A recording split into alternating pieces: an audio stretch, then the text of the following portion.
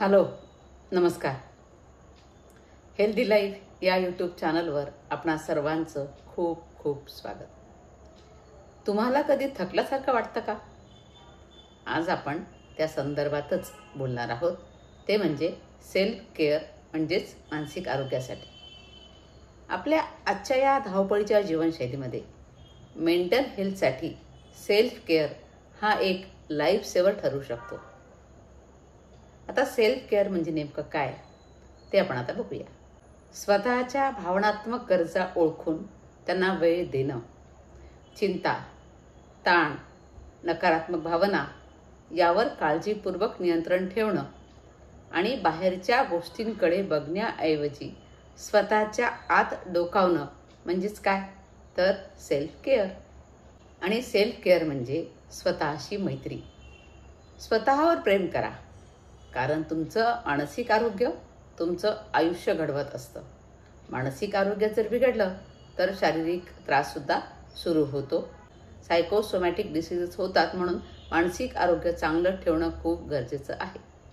आपण जशी शरीराची स्वच्छता करतो तशी मनाची स्वच्छता करतो का? नाही करत. तर ते मन थकलं की सगळं शरीर थकलेलं वाटतं. म्हणून आपण मनाची स्वच्छता कशी करायची, मनाचं आरोग्य कसं चांगलं ठेवायचं ते आज आपण बघूया. त्यासाठी हा व्हिडिओ पूर्ण पहा. आणि हा व्हिडिओ तुम्हाला जर आवडला तर जरूर लाईक करा, शेअर करा आणि कमेंटसुद्धा करा. आता या मनासाठी काय करायचं बघा. सकाळचे पहिले 5 मिनिट उठल्याबरोबर तुम्ही श्वासावर लक्ष केंद्रित करा आणि मोबाईल दूर ठेवा. मोबाईल हातात घेऊच नका उठल्या. शांत बसून आपल्या श्वासावर लक्ष केंद्रित करा. आपला मनाचा गोंधळ कमी करण्यासाठी हे श्वासावर लक्ष केंद्रित करणं आपल्याला उपयोगी ठरतं. आणि आपलं मन शांत करण्यासाठी अजून आपल्याला काय करता येईल तर आपल्याला डायरी लिहिण्याची सवय करावी लागेल.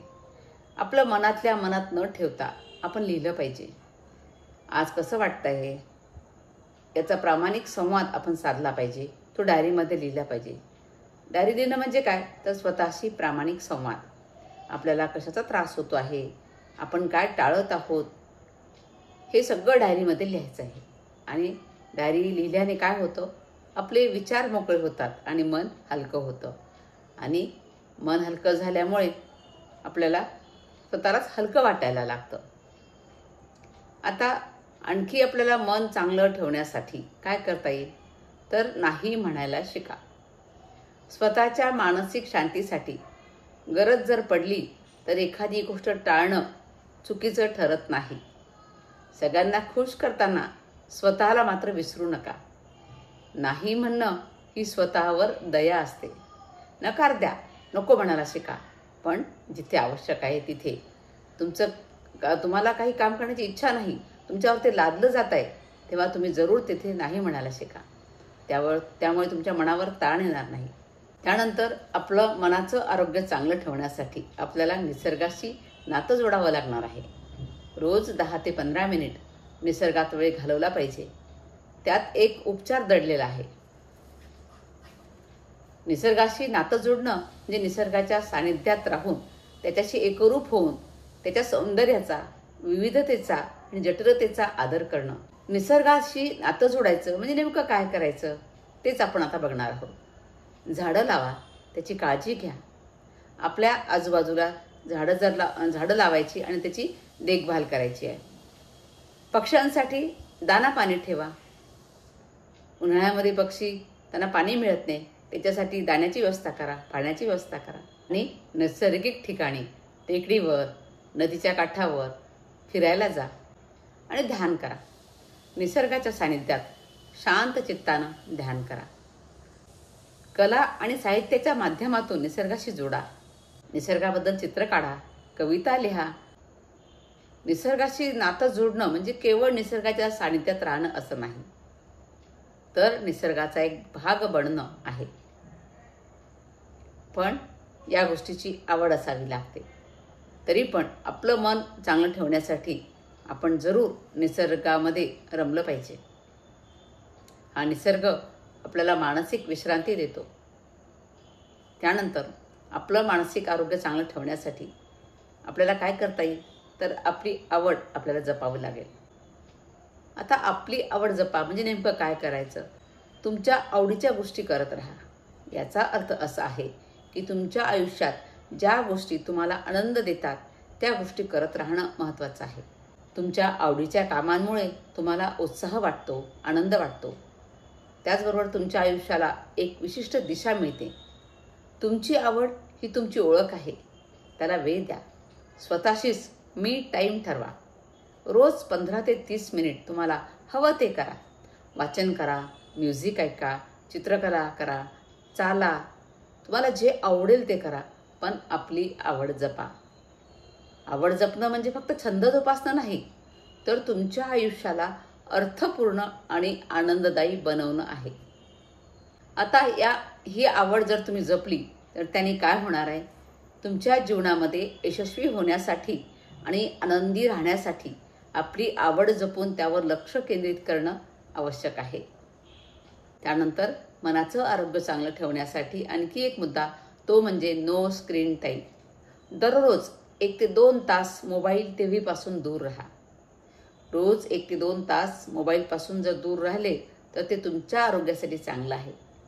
जास्त वेळ मोबाईल वापरल्याने डोळ्यावर ताण येतो. मानसिक आरोग्यावरही त्याचा नकारात्मक परिणाम होतो. त्यानंतर आपलं मनाचं आरोग्य चांगलं ठेवण्यासाठी व्यायाम हा खूप गरजेचा आहे. व्यायाम हा मानसिक औषध आहे असं म्हटलं जातं. दररोज चालण्याचा तुम्ही व्यायाम करू शकता, योगाभ्यास करू शकता, स्ट्रेचिंग करू शकता, झुंबा करू शकता, एरोबिक्स करू शकता, कुठलाही व्यायाम प्रकार करू शकता. व्यायाम मानसिक आरोग्यासाठी एक उत्तम औषध आहे.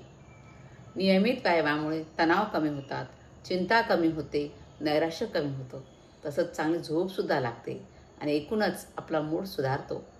आणि व्यायाम केल्यामुळं तणाव कमी करणारे हार्मोन्स कॉर्टिसॉल जे आहेत ते कमी होतात आणि आनंदी हार्मोन्स म्हणजेच एंडोर्फिन्स वाढतात, ज्यामुळे तणाव कमी होतो.